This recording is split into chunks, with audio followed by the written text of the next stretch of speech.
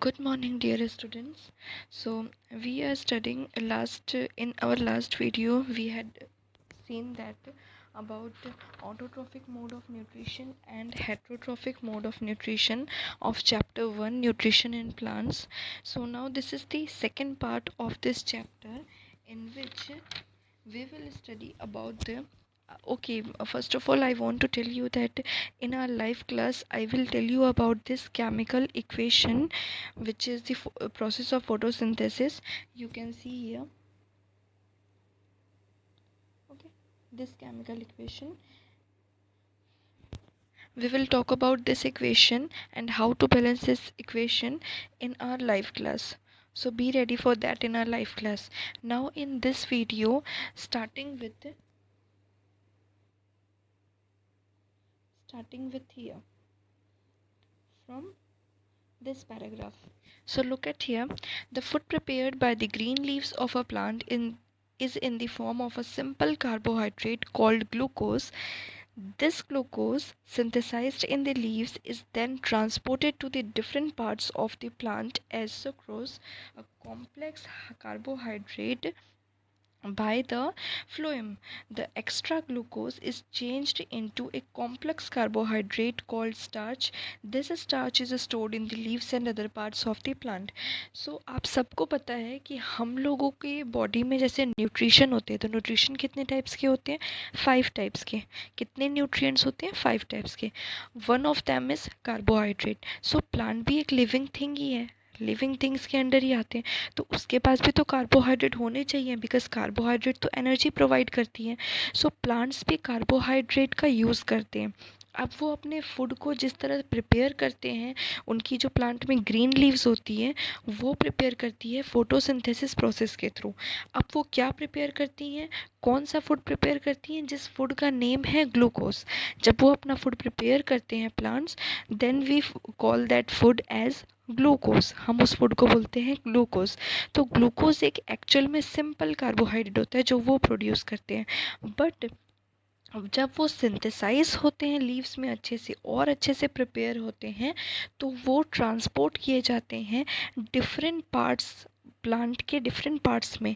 तब वो क्या बनाते हैं? सुक्रोज बनाते हैं, जो कि कॉम्प्लेक्स कार्बोहाइड्रेट होते हैं. एंड ये पूरा प्रोसेस किसके थ्रू होता है? ये होता है फ्लोएम के थ्रू. अच्छा, अब मैं आप लोगों को ये बता दूँ, आप लोगों को ये आई थिंक कन्फ्यूज़न होगा कि ये फ्लोएम होता क्या है. सो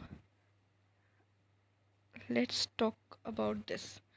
ओके, सो आप लोगों को ये जानना चाहिए कि जो जाइलम एंड फ्लोएम, ये 2 टाइप्स के वेस्कुलर टिश्यूज़ होते हैं. ठीक है, हमारी जो बॉडी होती है, किसी भी लिविंग ऑर्गेनिजम्स की बॉडी होती है, वो बनती किससे है? ऑर्गन से मिलकर बनती है. ये सबको पता है कि ऑर्गन्स जो होते हैं वो लिविंग ऑर्गेनिजम्स को बनाते हैं. अब ऑर्गन्स किससे मिलके बनते हैं? टिश्यूज़ के थ्रू. एंड टिश्यूज़ मिलते हैं सेल्स के थ्रू. ठीक है, तो सेल्स से टिश्यूज़ बनते हैं. सो कुछ ऐसे वेस्कुलर टिश्यूज़ होते हैं जिनके थ्रू ट्रांसपोर्ट किया जाता है वाटर एंड मिनरल्स को, एंड ऑल्सो फूड को भी. जैसे हमारी बॉडी में क्या होता है, आप अपनी बॉडी के थ्रू से रिलेट कर सकते हैं. हमारी बॉडी में नर्व्स काम करते हैं. हमारी बॉडी में क्या होते हैं? नर्व्स होते हैं ना. तो वो क्या करते हैं, वो जब हम फूड जब हमारा डाइजेस्ट होता है, उससे सारे न्यूट्रिएंट्स ले लिए जाते हैं, तो वो ब्लड में जाकर के वो जितने न्यूट्रिएंट्स होते हैं वो मिक्स हो जाते हैं, एंड वो ट्रांसपोर्ट होते हैं उन नर्व्स के थ्रू हमारे different parts of the body के. ठीक है, तो अब वैसे ही यहाँ पर प्रोसेस होते हैं. ये कुछ भी डिफरेंट नहीं है, सेम है जैसा हमारे बॉडी में वर्क होते हैं.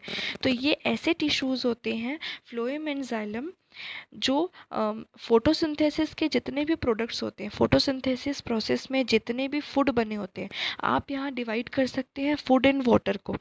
ठीक है, वाटर के लिए एक अलग टिश्यू वर्क करते हैं, एंड फोटोसिंथेसिस प्रोसेस में जितने फूड प्रिपेयर होते हैं उनके लिए एक अलग टिश्यू वर्क करता है.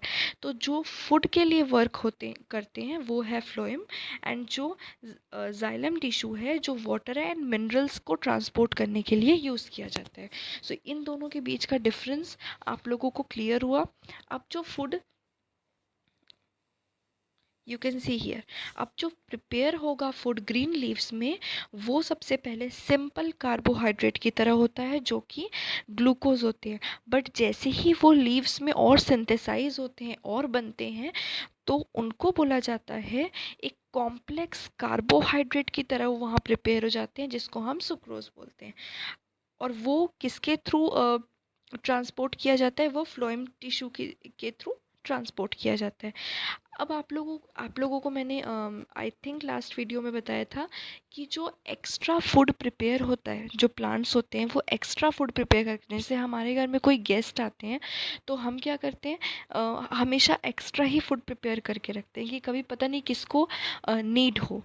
तो सेम हम लीव्स भी करते हैं। लीव्स क्या करते हैं? एक्स्ट्रा फूड प्रिपेयर करके रखते हैं। अब वो एक्स्ट्रा फूड वो कहाँ पे स्टोर करके रखेंगे? हम तो अपने किचन में स्टोर करके रखते हैं, बट ये कहाँ पे स्टोर करके रखेंगे? ये अपने बॉडी का जो प्लांट का जो बॉडी होता है उसमें वो अलग अलग जगह पे उस फूड को स्टोर करके रखते हैं। Like the edible parts of plant. What are the edible parts of plant? You had read this in class 6 also, कि जो एडिबल पार्ट्स होते हैं, हम ऐसे कुछ पार्ट्स होते हैं जैसे रूट्स है, फ्रूट्स है, लीव्स, ये सारे एडिबल पार्ट्स हैं। ये कुछ एग्जांपल्स है एडिबल पार्ट्स के जिसे हम ईट करते हैं। ठीक है, the parts of the plants that we eat is known as edible part. Okay, तो वहाँ पर क्या होते हैं, ये जो एक्स्ट्रा ग्लूकोज होता है वो कॉम्प्लेक्स, जो एक्स्ट्रा ग्लूकोज वहाँ पे जाके स्टोर होते हैं, बट वो किस फॉर्म में स्टोर होते हैं? कॉम्प्लेक्स कार्बोहाइड्रेट में चेंज होकर वो वहाँ स्टोर होते हैं, जिसको हम स्टार्च बोलते हैं। जो एक्स्ट्रा फूड उसने प्रिपेयर किया उसको हमने नेम दिया स्टार्च। अब ये स्टार्च अदर पार्ट्स में जाके स्टोर हो गए। अब जब हम क्या करते हैं, हम वेजिटेबल्स को भी ईट करते हैं, हम प्लांट्स को एक तरह से ईट करते हैं। सोर्स ऑफ फूड हमारा प्लांट होता है, तो जब हम प्लांट को ईट करेंगे तो यही एक्स्ट्रा फूड, यही स्टार्च हमको एनर्जी प्रोवाइड करेंगे। तो जो कार्बोहाइड्रेट हमें मिलते हैं वो हमें यहाँ से मिलते हैं। I hope you understood this. Now science update. Look at this. Scientists in France have transformed the chemical energy generated by photosynthesis into electrical energy by developing a novel biofuel cell. This offers a new strategy to convert solar energy into electrical energy in an environment friendly and renewable manner. So एक आप लोगों ने biogas ज़रूर सुना होगा कि biogas का किस तरह से यूज़ किया जाता है for cooking, mainly for cooking के लिए यूज़ किया जाता है। तो आप लोगों को आई थिंक ये एक न्यू कॉन्सेप्ट है जो आपको पता होना चाहिए कि ये बायोफ्यूल सेल होता है। जैसे कि आप सबके पास में टॉर्च होगा, ऐसा कोई टॉर्च होगा जो कि सोलर एनर्जी को जब आप सन के नीचे रख देंगे, जब आप अपने रूफ्स पे रख देंगे, तो वो जो सोलर एनर्जी होता है वो उसको इलेक्ट्रिकल एनर्जी में कन्वर्ट कर देते हैं। आप उस टॉर्च को यूज़ कर सकते हैं।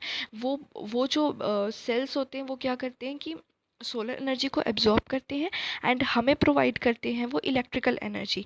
तो ऐसा ही कुछ बायोफ्यूल सेल में होता है जिसमें कि वो जो फोटोसिंथेसिस में जितनी एनर्जी उसने कलेक्ट की है, उस केमिकल एनर्जी को उसने क्या किया, केमिकल एनर्जी कलेक्ट की है, उस केमिकल एनर्जी को वो चेंज करते हैं इलेक्ट्रिकल एनर्जी में। तो ये एक बहुत ही इन्वायरमेंट फ्रेंडली रिन्यूएबल मैनर में हम इसे कर सकते हैं। ये रिन्यूएबल भी होती है, जैसे आजकल आपको पता है कि पेट्रोल, डीजल, ये सब नॉन रिन्यूएबल एनर्जी ये कुछ ही डेज़ में एंड हो जाएंगे। बट यहाँ अगर हम बात करें बायोफ्यूल सेल की, तो ये कभी ये रिन्यूएबल है, ये कभी एंड नहीं हो सकती है, क्योंकि हम इसे किससे बना रहे हैं? हम जो प्लांट्स केमिकल एनर्जी जो रिलीज़ कर रहे हैं, जो केमिकल एनर्जी उसमें वो कलेक्ट कर रहे हैं, उसे हम चेंज कर रहे हैं इलेक्ट्रिकल एनर्जी में। Now, requirements of photosynthesis. You all know about what we need for photosynthesis process, like water and minerals. First one is water and minerals. So let's read. Water and minerals are absorbed by the roots of the plants from the soil through the process of osmosis.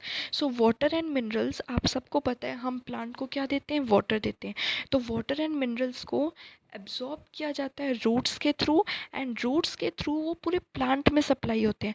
But now here a question arises that how this happen. ये पूरा process होता कैसे, कैसे उस water को different parts of the plant के supply कर सकते हैं. अगर आपने कभी ऑनलाइन डिलीवरी के बारे में सुना हो कि ऑनलाइन हमें फ़ोन ऑर्डर होता है तो हमारे पास क्या आते हैं, हमारे पास ऐसे डिलीवरी बॉयज़ आते हैं. अगर हमने ऑनलाइन कुछ ऑर्डर किया तो डिलीवरी बॉय आए, उन्होंने हमारे घर में सप्लाई कर दी. बट यहाँ पे ऐसा क्या होता है, ऐसा क्या ऐसा प्रेजेंट होता है जिसके थ्रू ये water and minerals different parts में प्रोवाइड किए जाते हैं प्लांट के.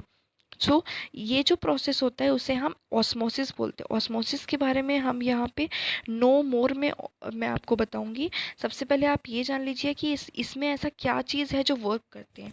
सो water and minerals are transported to the leaves and other parts of the plant by xylem vessels which run like pipes throughout the roots, stem, branches and leaves. अब जैसे हमारे body के होते हैं, लेग्स होते हैं, hands होते हैं, आइज़, हेयर, हर एक चीज़ होती है, हमारे फिंगर तक, हमारे टो तक, हर चीज़ तक, हर एक बॉडी पार्ट तक क्या आता है, ब्लड सप्लाई होते हैं. हमारे बॉडी में वेसल्स होते हैं जिसमें ब्लड सप्लाई होता है और हमें एनर्जी मिलती है.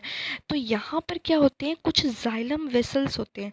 जैसे मैंने आपको अभी बताया कि फ्लोएम वेसल्स होते हैं जो कि क्या प्रोवाइड करते हैं, फूड को प्रोवाइड करते हैं. तो वैसे ही यहाँ पे जाइलम वेसल्स होते हैं जो हमारी बॉडी में डिफरेंट पार्ट्स में, चाहे वो आपके रूट्स हों, लुक,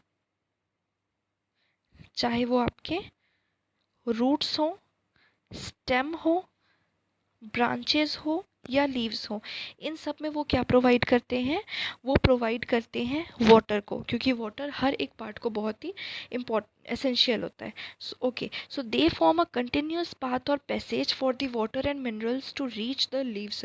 जैसे हमारे बॉडी में वेसल्स होते हैं जिसके थ्रू ब्लड सप्लाई होते हैं, जो पाइप्स होते हैं, हमारे जो बिल्डिंग्स होती है उसमें पाइप्स होते हैं, वैसे यहाँ पे जाइलम वेसल्स वर्क करते हैं जो कंटिन्यूअसली वाटर एंड मिनरल्स को पास करवाते हैं. Okay, no more. Now let's talk about osmosis process. The membrane which allows only certain molecules to pass through it is called semi-permeable membrane. The movement of water molecules from the region of higher water concentration to the region of lower water concentration through a semi-permeable membrane is called osmosis. So osmosis process में क्या होता है, like for example, listen carefully. जैसे मैंने क्या किया कि मैंने एक ऐसा कंटेनर लिया जिसमें मैंने सेमी परमिएबल मेम्ब्रेन, मींस वो पूरे के पूरे जो भी हम उसमें लिक्विड हम उसमें रखेंगे, कलेक्ट करेंगे, वो पूरी तरीके से परमिट नहीं करेगा, अलाउ नहीं करेगा वन वे से दूसरे वे में जाने के लिए. हमने क्या किया, एक सेमी परमिएबल मेम्ब्रेन बीच में रख दिया. ओके, लाइक एक आपके पास अगर एक नेट है जिसमें एक एक छन्नी जो आप बोल सकते हैं हिंदी में, आपने उसे उस कंटेनर के बीच में रख दिया. एंड अब आपने क्या किया, एक शुगर सॉल्यूशन आपने बनाया, शुगर सॉल्यूशन को आपने उसमें डाल दिया, आपने उसे. अब क्या होगा, आपको ये देखना है कि वाटर का हायर कॉन्सेंट्रेशन किस साइड में है, किस साइड में वाटर ज़्यादा है एंड किस साइड में वाटर कम है. आप ये चीज़ कर सकते हैं कि आप एक साइड पे, जैसे आपने सेमी परमिएबल मेम्ब्रेन बीच में रख दिया, आपने एक साइड में कॉन्सेंट्रेटेड शुगर सॉल्यूशन लिया एंड सेकेंड साइड पे आपने डाइल्यूट शुगर सॉल्यूशन लिया. अब उससे क्या होगा, डाइल्यूट में वाटर का जो कॉन्सेंट्रेशन है वो ज़्यादा रहेगा एंड जो कॉन्सेंट्रेटेड शुगर सॉल्यूशन है उसमें वाटर का कॉन्सेंट्रेशन कम रहेगा. अब ऑस्मोसिस प्रोसेस ये बोलता है कि जब आपके वाटर कॉन्सेंट्रेशन जिस साइड पे ज़्यादा है वहाँ से वाटर के मॉलिक्यूल्स मूव करना स्टार्ट करेंगे लोअर वाटर कॉन्सेंट्रेशन के साइड पे. ठीक है। तो ये होता है कि जिसके पास में for an example, simple example, कि जिसके पास में मनी बहुत ज़्यादा होता है वो उस मनी को बहुत ज़्यादा इन्वेस्ट करते हैं, बहुत ज़्यादा ही खर्च करते हैं। बट अगर किसी के पास मनी नहीं होता है तो उसे कहीं ना कहीं से किसी न किसी थ्रू से, सपोज़ उसको बहुत नीड है मनी की और जिसके पास मनी है वो उसे, उस फ्रेंड ने उसे हेल्प कर दिया। तो यहाँ पर कुछ ऐसा ही होता है कि जहाँ पे वाटर ज़्यादा है वो वहाँ से वाटर के मॉलिक्यूल्स, जहाँ वाटर कम है वहाँ पर वो मॉलिक्यूल्स जाते हैं। तो इसी ऑस्मोसिस प्रोसेस में ऐसा होता है कि जो अ, जो जाइलम टिश्यू, जो जाइलम वेसल्स होते हैं उसमें, जाइलम वेसल्स में जो, जहाँ पर आपका सेमी परमिएबल मेम्ब्रेन है वो अलाउ करता है कि जहाँ वाटर का कॉन्सेंट्रेशन ज़्यादा है वहाँ से मॉलिक्यूल्स पास होंगे जहाँ वाटर का कॉन्सेंट्रेशन कम है। So I think osmosis process is now clear. Now talking about carbon dioxide. Second one is carbon dioxide. The green plants take carbon dioxide gas from the air for carrying out photosynthesis. Tiny pores called stomata, singular stoma, are present on the underside of the leaves. These pores are surrounded by guard cells. The guard cells control the opening and closing of stomata. The carbon dioxide gas enters the leaves of the plant through the stomata. अब क्या होता है कि आप इसे for an easy example आप ऐसे समझ सकते हैं कि स्टोमेटा जो कि प्रेजेंट होते हैं, स्टोमेटा हम बोल रहे हैं जब हम प्लूरल की बात कर रहे हैं, बिकॉज सिंगुलर के लिए हम यहाँ स्टोमा का यूज़ करेंगे। ओके, टाइनी पोर्स होते हैं लीव्स में, क्या होते हैं, बहुत ही छोटे छोटे टाइनी पोर्स होते हैं। उसमें जो स्टोमेटा होते हैं वो उनको उनको उनके अराउंड में सराउंडेड होते हैं वो गार्ड सेल से। मीन्स वो ये देख रहे होते हैं कि कहाँ पर ये स्टोमेटा को ओपन होना है, कब ओपन होना है और कब नहीं होना है, बिकॉज उसे एक पेरेंट की ज़रूरत होती है। आप एक नॉर्मल लैंग्वेज में समझ सकते हैं कि उसे एक पेरेंट की ज़रूरत होती है जो उसे ये बताता है कि कब उसे ओपन होना है एंड कब उसे क्लोज होना है। फॉर वॉट, कब क्लोज और ओपन होना है, क्या चीज़ के लिए, कार्बन डाइऑक्साइड के लिए, कि कार्बन डाइऑक्साइड कब एंटर करे स्टोमेटा के थ्रू, लीव्स में जो स्टोमेटा प्रेजेंट है उसके थ्रू कब कार्बन डाइऑक्साइड एंटर करे। जब वो एंटर कर लेंगे, यू कैन सी हियर, यहाँ पर जो गार्ड सेल्स है उन्होंने इसे क्लोज करके रखा है। तो आप देखेंगे ये जो पोर है ये बहुत छोटा है, बहुत टाइनी सा दिख रहा है, बट जब आप देखेंगे यहाँ पे तो ये जो पोर है ये बहुत ही बड़ा दिख रहा है आपको, बहुत ही बिग है साइज में। तो इसका मतलब क्या है कि वो ओपन है, कार्बन डाइऑक्साइड उसके अंदर एंटर कर सकते हैं। Okay, so I think carbon dioxide is also clear. Now let's talk about, so look at here, xylem and phloem जो वेसल्स है वो कैसे कैसे होते हैं। ये जो जाइलम आप देख रहे हैं यहाँ पे सिर्फ वाटर सप्लाई होती है एंड यहाँ आप देख पा रहे होंगे वाटर एंड फूड दोनों सप्लाई हो सकती है क्योंकि ये 2 वे फ्लो है। लुक एट हियर, ये 2 वे फ्लो है, ये इस साइड से भी जा सकते हैं एंड इस साइड से भी, तो वो वाटर एंड फूड को दोनों को सप्लाई कर सकते हैं। Okay, now moving forward, chlorophyll. So chlorophyll also need for photosynthesis. So chlorophyll is a green pigment present in the cell organelle called chloroplast. The green color of the plants is due to the presence of chlorophyll in them. आप सबको पता है कि जो chlorophyll है वो एक ऐसा पिगमेंट है जो कि क्लोरोप्लास्ट, आप सबको पता है कि क्लोरोप्लास्ट सेल ऑर्गेनेल है, जो कि हमने इसे पहले भी पढ़ा था कि क्लोरोफिल के अंदर, क्लोरोप्लास्ट के अंदर प्रेजेंट होते हैं क्लोरोफिल। एक ग्रीन कलर की बॉडी होती है जिसे हम क्लोरोप्लास्ट बोलते हैं, जो लीव्स में प्रेजेंट होते हैं एंड उन क्लोरोप्लास्ट के अंदर प्रेजेंट होते हैं क्लोरोफिल, जो कि ग्रीन कलर होते हैं is due to the presence of chlorophyll in that leaves. So chlorophyll अगर आप बोलेंगे किसी लीव्स में प्रेजेंट है, इसका मतलब वो ग्रीन कलर के रहेंगे। जो ग्रीन कलर है वो सिर्फ और सिर्फ इसीलिए है लीव्स के क्योंकि उसमें क्लोरोफिल प्रेजेंट है। नाउ जो क्लोरोफिल है उनका वर्क क्या होता है कि वो जो सोलर एनर्जी है फोटोसिंथेसिस प्रोसेस के लिए बहुत ही इंपॉर्टेंट है। तो जब सोलर एनर्जी को वो एब्जॉर्ब करते हैं, क्लोरोफिल का वर्क यही होता है कि वो chlorophyll actually traps the solar energy for photosynthesis, और इस एनर्जी को यूज़ किया जाता है कार्बन डाइऑक्साइड, वाटर, इन सब के साथ में मिक्स करके फूड प्रिपेयर करने के लिए। नाउ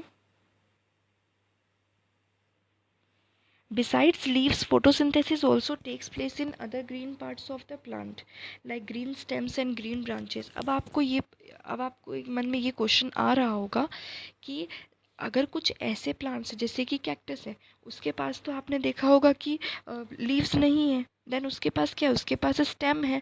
अब स्टेम जो है उसमें वो क्या करेंगे, फोटोसिंथेसिस प्रोसेस बिल्कुल होगा। आप ये नहीं बोल सकते कि उसके पास लीव्स नहीं है तो फोटोसिंथेसिस प्रोसेस कंडक्ट नहीं होगा। वहाँ पे क्या होगा कि लीव्स नहीं है बट उसके जो स्पाइंस हैं, वो आप सबको पता है कि उसमें स्पाइंस क्यों होते हैं। ओके, अगर आपको नहीं पता है, आपने रीड किया था इसे, you had read in I think class 5th and class 4th also about spines in cactus plant, so you should have to reply me in live class for this. Now ये जो sorry ये जो plant होते हैं इनमें अगर stem present है तो वो स्टेम में फोटोसिंथेसिस प्रोसेस होंगी क्योंकि उसमें क्लोरोफिल एक्चुअल में प्रेजेंट होते हैं। Okay, now moving next, sunlight. So green plants actually synthesize food in the presence of sunlight. Chlorophyll in the green leaves traps the solar energy. The solar energy is converted into chemical energy by the process of photosynthesis. आप सबको पता है कि green plants food को prepare करने में help करते हैं with the presence of sunlight. Now chlorophyll जो होते हैं वो ग्रीन लीव्स में प्रेजेंट होते हैं, वो सोलर एनर्जी को क्या करते हैं, ट्रैप करते हैं, एब्जॉर्ब करते हैं, एंड देन जो केमिकल एनर्जी होता है, जो जो सोलर एनर्जी वो ट्रैप करते हैं, वो सोलर एनर्जी कन्वर्ट होता है केमिकल एनर्जी में, जो कि आप उस केमिकल इक्वेशन जो था फोटोसिंथेसिस का उसमें आप देख सकते हैं। एंड देन जो केमिकल एनर्जी होती है वो स्टोर्ड होती है कार्बोहाइड्रेट के फॉर्म में डिफरेंट पार्ट्स ऑफ प्लांट के। अब जो लीव्स होते हैं वो ग्रो होते हैं डिफरेंट पैटर्न्स में to catch the maximum amount of sunlight. जो लीव्स होते हैं आपने देखा होगा कि उसका वर्क होता है एक्चुअल में सनलाइट को क्या करना, एब्जॉर्ब करना। अब वो डिफरेंट पैटर्न्स में एब्जॉर्ब करते हैं, कहीं पर स्टेम एब्जॉर्ब करते हैं, कहीं पे लीव्स एब्जॉर्ब करते हैं। Okay, now we will talk about this do you know portion in our life class, because you had read this in 6th class also. Now, next is aquatic plants like hydrilla, water lily, and vallisneria take in carbon dioxide dissolved in water to prepare their food. अब क्या होता है कि कुछ ऐसे plants होते हैं जैसे हाइड्रिला, वाटर लिली, ये सब क्या करते हैं कि जो फोटोसिंथेसिस प्रोसेस उसमें कंडक्ट होता है वो कैसे होता है कि वो भी तो प्लांट्स है एक्चुअल में, बट वो जो वाटर में डिज़ोल्व है कार्बन डाइऑक्साइड उसको यूज़ करते हैं, उसको यूज़ करके वो देन ऑक्सीजन को क्या करते हैं, उसको रिलीज़ करते हैं। Okay, now importance of photosynthesis. Can you imagine the earth in the absence of photosynthesis? No. Why? This is a question to all of you that क्या आप कभी भी अर्थ को इमेजिन कर सकते हैं विदाउट फोटोसिंथेसिस प्रोसेस? अगर ऐसा हुआ तो क्या होगा? First point is photosynthesis enables the green plants to make their own food. photosynthesis actual में क्या करते हैं कि वो ग्रीन प्लांट्स को फूड, वो एक ऐसा प्रोसेस है जिससे कि ग्रीन प्लांट्स फूड प्रिपेयर करते हैं। Like humans can't survive without food, likewise plants also don't survive can't survive without food. So photosynthesis process is essential for us, because in the absence of photosynthesis there would not be any plants, and if plants are not there then the survival of humans would not be possible. So second point is the survival of all animals in the world directly or indirectly depends upon the food made by the plants.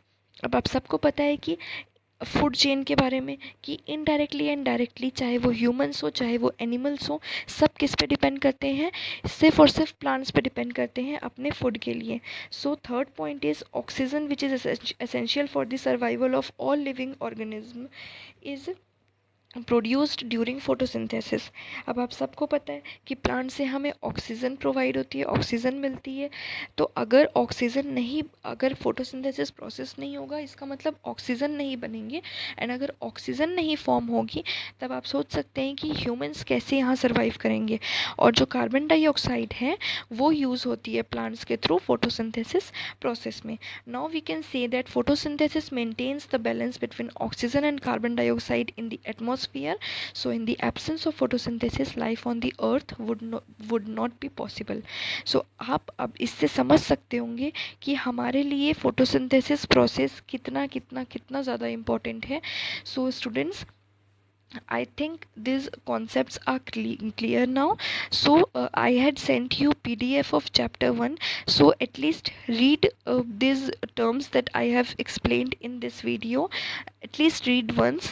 So now we will talk about this chemical equation, photosynthesis process, and also about no more, which is given here. Do you know? Do you know in our live class? So be ready for our live class.